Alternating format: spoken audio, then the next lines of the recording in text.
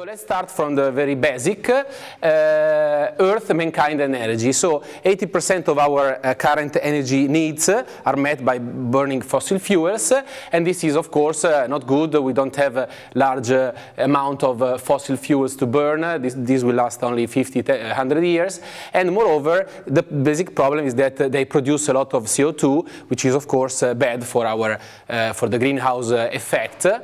And we are heating up the planet, as you see here, the popcorn. And so we need to find a solution. So the solution could come from the solar light. The solar radiation is very powerful. We have about 120,000 terawatt energy, and our energy needs are of the order of 15, maybe to 20 terawatt. On average, every hour on Earth, nature produces a biomass which is worth twice the mass of the Great Pyramid of Giza. So this could be a possible solution. The problem is how to harvest this sunlight, because sunlight is of course very dilute. On a square meter we have just 170 watt energy impinging the Earth, and of course this is only during the day. During the night there is no sun, and it depends on the geographical location where you are, on the season and so on. So we need a way to harvest this light and to create energy and to store this energy. So a possible solution is use a photovoltaic cell, and the other solution is to use a bio-inspired artificial photosynthetic device. In the first case, you store energy. Well, you produce energy in the form of an electromotive force, so as a voltage, as a current. And so the problem is how to store it. So you need batteries, but batteries are not very efficient and not very easy to produce. While using artificial photosynthesis, the energy is not stored as a voltage, but is stored in the form of a chemical bond, as a biomass, and then you can burn it, for example, and then you get back the energy that you produced using the sunlight. And so this could supplant fossil fuel, provide energy security also, and mitigate also the climate change, because you don't produce CO2. So this is the basic scheme, of course, the basic reaction of photosynthesis. Maybe I don't need to enter into details. You take carbon dioxide from air, you produce oxygen. Efficiencies. Well, I take here a commercial single junction silicon cell that you can buy in a shop. They have about 18% efficiency. Electrolyzers, for example, you can nowadays buy very cheap electrolyzers which run at about 80% efficiency. So at the end, from the sun, you can get about 14%, the product of these two, water splitting efficiency from a photovoltaic cell, which is already very good. What about nature? What can we learn about from nature? Well, it's not so easy to compare, because if you take into account the quantum efficiency, which is defined as the percentage of absorbed photons that give rise to stable photoproduct, this is very, very efficient. It's about 100%. But then the really usable electrical energy, which is called the ECE, electrical energy conversion efficiency, is only about 1%. This is what at the end you can really use. Why is that? Well, because of different reasons I will show you briefly now. These are some examples of different systems we find in nature, from algae to bacteria, oil palm, and so on. And this is at the end the quantum efficiency, which is, you see, very low, less than 1%. Maximum with these systems you can get 4%, which is lower than the 14% I showed you earlier. Why is that? Well, because nature is not really interested in being efficient, because from evolution, plants come from the first organism in water, and as these organisms went out of water, they found this very powerful energy source, which was even more powerful than what they need. They had the evolution created some photosystems which run at a very large overpotential. And so, as is written here, they just try to use it and for a purpose to colonize and survive in new environments, and so to spread out of water. And as you see here, if you take the sunlight, only a very small portion will be used at the end, because you have, for example, 25% loss as internal conversion. This means that the workout that you need is lower than the band gap of the photosystems you find in nature. Then there is this, which is called regulatory dissipation, which is, let's say, instead of creating a more efficient carbon fixation, they have evolved ways to dissipate this extra energy that was not needed. Then there is this problem, which can be called legacy bioenergetics, in the sense that this system, ATP and NADPH, evolved under anaerobic conditions from water. So a very small redox gradient, it's like running a machine with a very low voltage battery. Photosynthesis made available a very large redox gradients, and so at the end you lose about 60% of the energy, just because the photosystem, for example, photosystem 1, the band gap is 1.1 eV, and so you run, you have a very large energy source that you use to run something which needs much lower energy.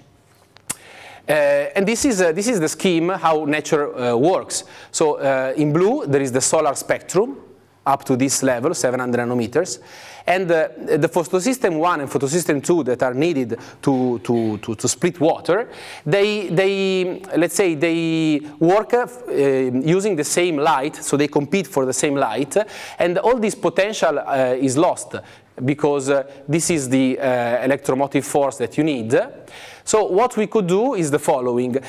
I like this sentence very much. It's taken from this paper, because basically we should not try to do like nature does. We should do even better than that. And it's possible. Why that? Because we should not compete for land. So we should not try to create artificial photosystems to create energy, which should compete with land, with agriculture, because of course we already know that we have too many people on earth, undeveloped countries, we don't have enough food for everybody, so we should not just cut agriculture to create energy for the rich countries. So we should try to make artificial photosystems which work better than nature. And this is in principle possible, because, for example, we could create a different photosystem like this one, which will not compete for the same solar spectrum, but will have a lower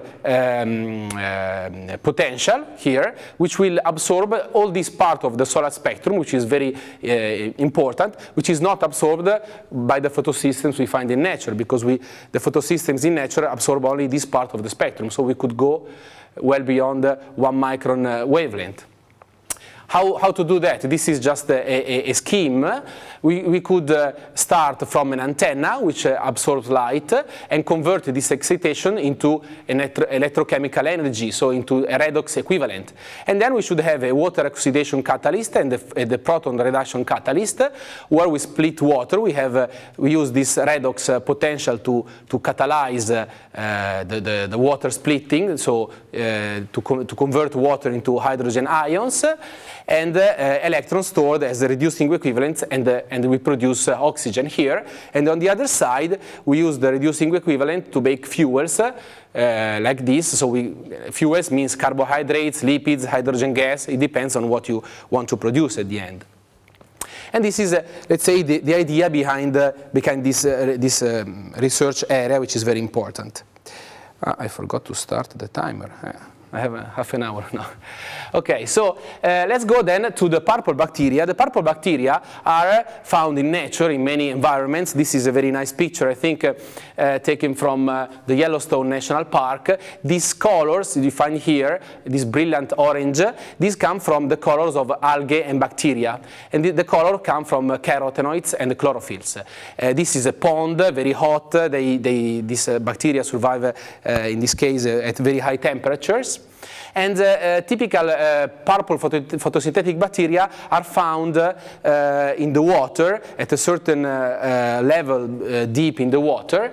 At this depth there are typically cyanobacteria, and then this other depth where you have this change in the environment. You have a purple sulfur bacteria, and this picture shows you indeed this purple color, which gives the name to the purple bacteria, which is found below a few meters in water. And what you see is here the absorption spectra, the absorption spectrum of such a bacteria, and you see there is a window here. There is no absorption. Why is that? Because they evolved in order to collect the available light that is beneath the water, and this light is not available because it has been already absorbed by algae and other microorganisms which lie in the first meters below water.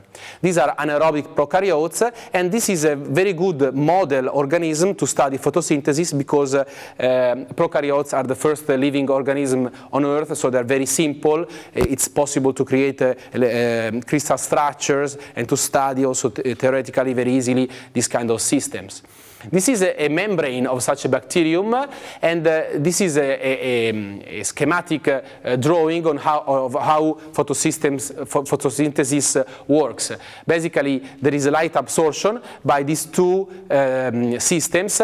The peripheral system, which is called LH2, meaning light harvesting complex 2, has a form of a cylinder, and then light is absorbed and the energy is transferred to the central complex, which is called light harvesting 1, which is a bit bigger, because inside it there is the reaction center. In the reaction center there is this electron pumping across the membrane. This is the outer part of the membrane, this is the inner part of the membrane. And then these electrons, using quinones and other enzymes, the energy is then at the end given to the ATPase to produce ATP for life. So what we are interested in is the very first events of photosynthesis, which is light absorption and energy transfer to the reaction center. This is an FM image of such a membrane. You can see some larger circles, which are the LH1, containing the reaction center in the center. And then these smaller ones are the LH2, the outer peripheral light harvesting complexes, which are a bit smaller. And this, at the end, works like an antenna, just to collect more light and then to funnel the energy to the reaction center. So the light gets absorbed, then the energy is transferred to the LH1 and then to the reaction center. This transfer of energy works like a staircase. There is an energy cascade from the peripheral LH2 complex, which contain carotenoids and bacteriochlorophylls, to the inner light harvesting complex. Carotenoids absorb, as Giulio just mentioned, in this spectral region from the ground state to S2 as absorbed in the green-blue area of the spectrum, while the absorption of the bacteriochlorophyll typically lies in the 800-850 nanometer spectral region. And then there is an energy cascade and internal conversion down to the reaction center here. And so this will be an arrow pointing towards the reaction center where the energy must go. And there is a sophisticated interplay of the several time constants and processes which can take place. These are the LH2 complexes, the peripheral. This is the LH1, and this is the reaction center. And for example, the energy redistribution among the B800 bacteriochlorophyll, which are named after their absorption at 800 nanometer, takes place in less than a picosecond. The 850 energy transfer from the bacteriochlorophyll absorbing at 800 to those absorbing at 850 takes also about a picosecond. Then there is the energy transfer from the peripheral LH2 complex down to the central LH1 complex, which takes place in a few picoseconds. And then from the LH1 outer ring down to the reaction center, which is a slower process, taking a few tenths of picoseconds. So we want to study all these phenomena.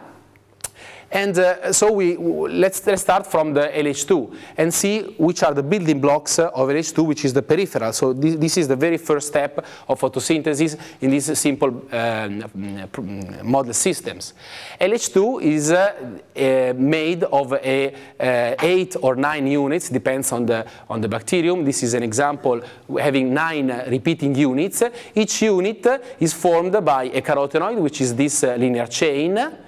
And then different bacteriochlorophylls. These two purple form a tightly bound ring which will create an exciton spread all over the LH2 complex, and these are the B850 chlorophylls. And then there is this drawn in yellow B800 bacteriochlorophyll.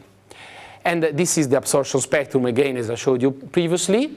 And this is the scheme. So, for example, if you start from a green photon absorbed by the carotenoid to the S2 state, as Giulio showed you previously, you have, for example, a fast internal conversion, which takes place with a time constant of about half a picosecond to the dark state S1, and then back to the ground state with a time constant of the order of a few picoseconds or tens of picoseconds. Then you have the bacteriochlorophyll. So this green is this photon here. You could absorb, for example, this shoulder here is the so-called QX state of bacteriochlorophylls here. These two bands are for the B800 and B850 transitions, which lie here. This transition, this state is called the QY. And then you can have also a energy transfer, for example, from S2 to the QX, or from SY to the QY. So this energy transfer is the funnel which goes into the direction of the bacteriochlorophylls, and then subsequently to the reaction center. So using femtosecond pulses, it's possible to follow all these processes of internal conversion and energy transfer from the antenna, for example from the carotenoid or from the bacteriochlorophyll, down to the reaction center. So let's go to the experimental results. First I will start from carotenoids. Just briefly, carotenoids are found in very different environments in nature. For example, in plants, the leaves are green during summer because they contain the chlorophylls, but then in autumn they become yellow and red because the chlorophylls just disappear because they are denaturated, and what is left is just carotenoids, and so you see the carotenoid absorbing in the green, and so their color is red, yellow, brown. All the colors typically of fruits and vegetables come from carotenoids. Carotenoids are used also as decoration, for example, for these fishes. For example, in the salmon, the color, this pink color, comes from the fact that they eat crustaceans and they get just too many carotenoids, and so their skin becomes colored instead of white. So carotenoids belong to the family of polyenes, so these are linear chains of alternating single and double bonds of carbon atoms. And their role in photosynthesis is not, as I told you, now the light harvesting and energy transfer. Probably the most important role is energy dissipation, because all the systems must work both at very low illumination but also during the day, in summer very high illumination, without dying, of course, hopefully. So the carotenoids typically dissipate the excess energy that is impinging onto the photosystem. And then they have also a structural stabilization role and also photoprotection. This is probably the most important role of carotenoids. They protect the bacteriochlorophyls from the very dangerous singlet oxygen species, both by avoiding the formation of the triplet state of the bacteriochlorophyll, and avoiding, once the oxygen, singlet oxygen has formed, they take this energy, creating an excited triplet state of the carotenoid, and so avoiding oxidation of the system, which will cause the death of the system. Let's now do a further step. So it is very well known since more than 20 years ago that the photophysics of carotenoids is the following. So the dark state is S1, the bright state is S2. But already from '87, from this paper, it has been suggested that for long carotenoids, so for carotenoids with a conjugation length which is at least 9 conjugation double bonds, there should be another state, which is, so Bu plus is this state here. 2Ag minus is this state here. There should be an intermediate state which is called Bu minus, so we call it Sx, because calling it S3 does not make sense because it's intermediate from S1 to S2. And this should play a role into the internal conversion of carotenoids when the carotenoids have a conjugation length which is higher than 9 double bonds. And so after the absorption of a green photon, there should be an intermediate step into the energy internal conversion, which could make the internal conversion faster. And how fast? Well, this state is elusive. It's not easy to detect because it's probably so close to S2 that this internal conversion should take place in really a few femtoseconds. So only using very short femtosecond pulses, it should be possible to detect this intermediate state.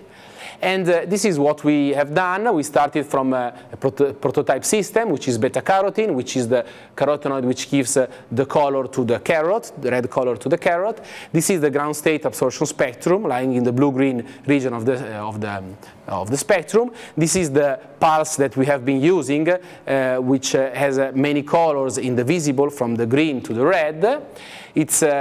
It has 11 conjugated double bonds, 9 on the chain plus 1 here and 1 there on the terminal rings. And these are the experimental results. So we use visible pulses here, infrared pulses here. We just have a gap here at around 800 nanometers. At 0 femtoseconds, means immediately after the excitation, we see this signal. This is minus delta T over T, so this is positive here, so it means negative, it means photoinduced absorption, so the sample becomes more absorbing, less transparent, and this is because after the excitation we should have an absorption from the first excited state, which is S2, up to a very higher lying excited state, and this is its spectrum. Then, just after 50 femtoseconds, we have a completely different picture. You see that we have this spectrum, which is now red-shifted. So it cannot be assigned to a cooling within S2, because this would give rise to a blue shift and not to a red shift. And so we concluded that this was the signature of this intermediate state, which is reached after just 50 femtoseconds. And then, of course, after a few hundred femtoseconds, we have the very well-known photoinduced absorption band coming from the dark state S1, which lies in the visible. And the time constant of these two internal conversion processes are the following. The first takes just 10 femtosecond time constant, and the second is 150 femtoseconds. So just the conclusion is that you really need 10 femtosecond temporal resolution to detect this ultra-fast internal conversion process. We have repeated this procedure also on other carotenoids. Maybe I go quickly here. This is the absorption spectrum. This is the excited state absorption. And also, let's say, from 5 to 15 conjugated double bonds. And at the end, what we see is the following. Let's skip all of this. So this is the time constant, more or less. Let's say the time it takes for the population to go from the first excited state to S1. So the time it takes for the 90% of the population to reach it. And this is the energy gap from the S2 to S1 excited states. And what we see is that going from 5 to 9 to 15 conjugated double bonds, there is a change of behavior. The behavior is not monotonic. It means that, indeed, for 9 or more conjugated double bonds, the intermediate state comes into play, enters the energy gap, and makes the internal conversion faster. And so we have a fastening, as you see here, for 15 conjugated double bonds, for example, is extremely fast, the internal conversion, thanks to this intermediate state, which helps the internal conversion. So these are experimental data, or? Yes. Yes, these are all experimental data. Yes, this is the theory. This has been calculated, okay. And this is the experimental results. The measure the time constant. The measure the time. Different kind of carotenoids. Exactly. Different number of bonds. Exactly, with different length of the conjugation. Yes. We also did some study on spheroidine, which has 10 conjugated double bonds, and for this carotenoid, I will go very quickly, just we wanted to change the environment, so we changed the solvent that we used. Of course, in nature there is no solvent, so when you do it in solution you have to find the best solvent which will mimic the environment, and changing the solvent will change, so changing typically the polarizability of the solvent will change the energy levels, and so we asked ourselves if it was possible to rise or lower the energy levels, and so to see if the internal conversion becomes faster or slower, and if the intermediate state comes into play or not into the internal conversion. And this is exactly what we found, is that increasing or decreasing the polarizability of the solvent, the S2 level shifts more than Sx, and so in one case this intermediate state plays a role, in the other case it does not play a role, and in nature it does not play a role. These are our conclusions. Okay, let's go then to LH2 photophysics.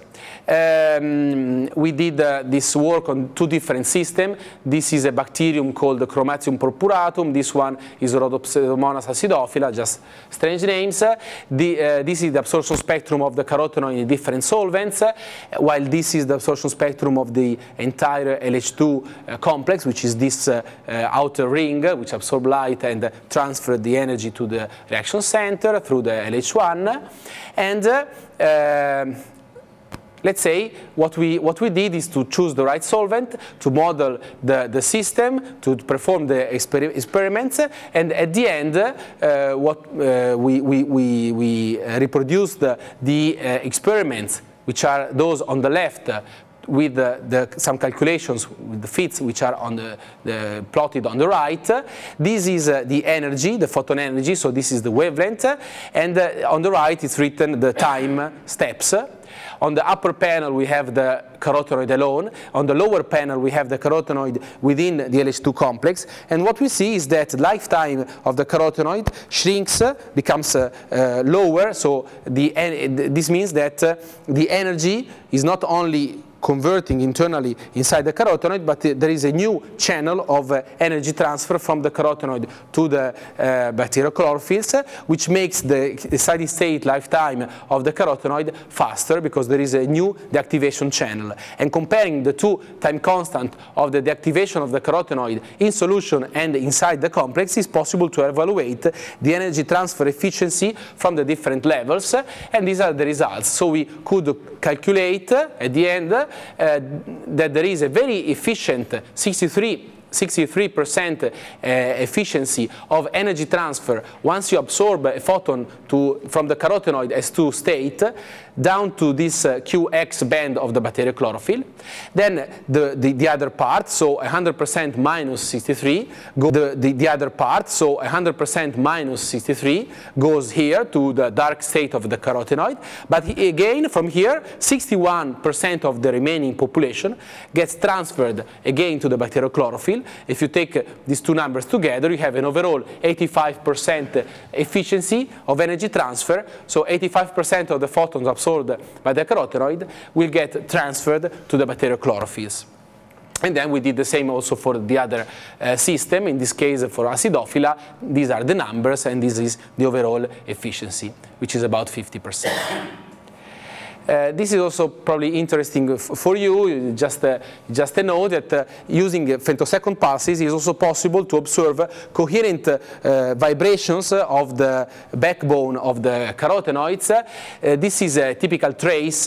What you see here is not noise. These are real oscillations. If you take a Fourier transform of this, as Elisabetta showed you this morning, it's possible to calculate the Fourier transform. So you take these peaks, and these peaks exactly match the Raman signals from this molecule. And for example, this one at about 1100 wave numbers is associated to the stretching of the single carbon bond, while these ones at 1500 wave numbers is associated with the stretching of the double bond of the carbon.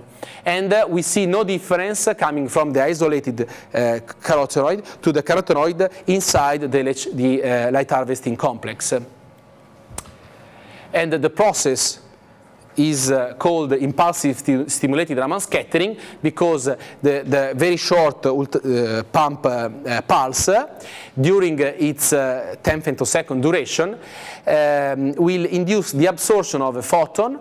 Then there is a slight motion of the wave packet that we create in the excited state of the molecule, and then another photon, so within the 10 femtosecond, a red photon will induce a stimulated emission from the excited state back to the ground state, and here then you create a wave packet on the ground state, which is now displaced out of the center of the potential energy surface, and so this will start oscillating, and this oscillation will induce a change of the let's say of the transmission of the absorption of the system, which is seen as a periodic modulation of the signal.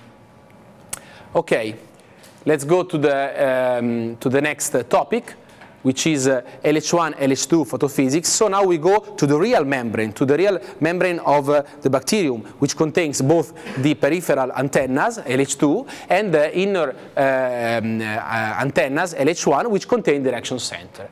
The basic question that we want to address is the following. We want to find out quantitatively if there is a back transfer. What does it mean? That if we absorb a photon here at this energy, 1.5 more or less EV or 1.4 EV, absorbing a photon in the peripheral light harvesting complex, there could be a fast energy transfer to the LH1. But then there could be also that absorbing a photon from the LH1, there could be a back transfer of energy to the LH2. And because the two energies are not very far apart, so they are close to kT at room temperature. So this is possible indeed, and it could be used by nature, because, for example, if there is a lot of light, so the reaction center has already been excited and is busy doing its processes, then another photon comes, and this energy comes here and cannot enter the reaction center because the reaction center says just I'm busy, go away. And so the excitation could then come back and maybe find another way and another reaction center where the energy is could go. And so we used different pump pulses, exciting selectively either the B850 or the B875 bacterial chlorophylls, and we could really at the end calculate this back and forth rate constant, and we could at the end, using this say transient absorption spectra and this derivative spectroscopy, I will not enter into much details, we could at the end calculate both the equilibration and the equilibrium. What does it mean? We could both calculate the time constant it takes for the system to equilibrate, so at the end there will be an equilibrium of population in LH2 and LH1, but also to calculate how much is this equilibrium, so not only the time constant it takes, but also the ratio of population of the two systems. And these are the results. This is the time, and as you see, irrespectively of the initial state that we populate, we have an equilibrium here after about 100 picosecond time scale. Sorry? Yes. This is the ratio of LH1 over LH2 or not, vice versa? Yes, so let's say this is B850 is the bacterial chlorophyll inside the LH2. B875 is LH1. So this R, this ratio, is indeed how much LH2 is left over the total. So depending on the photon energy, you can either selectively, not selectively, but you can either pump more LH1 or LH2 because the bands a bit overlap, but then at the end you will go to this equilibrium state. Let's say you have about 35% of population in LH2 and the rest is on the LH1. But you took out the reaction center, or you kept the reaction center is in there, but is closed, let's say. Okay. So it has been modified so that it will not take part into the process. So just our collaborators in England, this is a group of biologists that can modify selectively the reaction center, which will just not take part into the process. Okay. I'm sorry, but I have to go quickly because I have not much time. Just a few words on the artificial antennas. this is the system that we studied. There is a carotenoid attached, connected to an energy acceptor. In this case, could be either a phthalocyanin or a porphyrin. And this is an artificial light harvesting because light can be absorbed by the carotenoid, and then energy is transferred to this energy acceptor. The system we studied is made by this carotenoid having 10 conjugated double bonds absorbing here in the blue-green region of the spectrum. This is the energy acceptor, which is a phthalocyanin absorbing here in the red, and at the end, the two together, the absorption spectrum is this in black. We excited the carotenoid alone. We excited the carotenoid when it is attached to this dyad, to this complex, and by comparing the photophysics, it is possible to do the following. So this is time, this is wavelength, this is from the carotenoid alone, and we excite the carotenoid, we put the population in S2, and then what we see is that immediately after the pump, we have these blue signals. This blue here is photobleaching. This blue here is stimulated emission. And then as time passes, we have the formation of this red band, which is photoinduced absorption from the dark state up to this higher lying state. When we do the same, exciting the carotenoid within the dyad, as you see, the formation of this signal is much faster.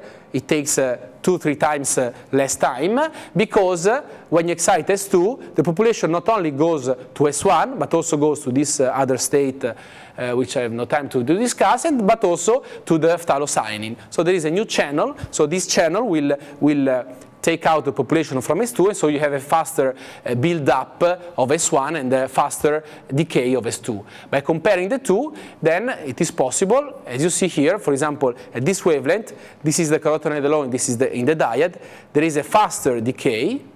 At this other wavelength, also there is a faster build-up in the dyad. And then at the end, we do a quite complex simulation, let's say not simulation, but analysis of the data, taking into account all the possible rates and excited states, and we can extract all the signals coming from the different levels.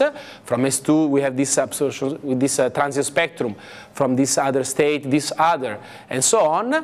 And at the end, we can put all these numbers into this table. These numbers are the time constant, or the inverse of the time constant, of the internal conversion and energy transfer to the different reactions.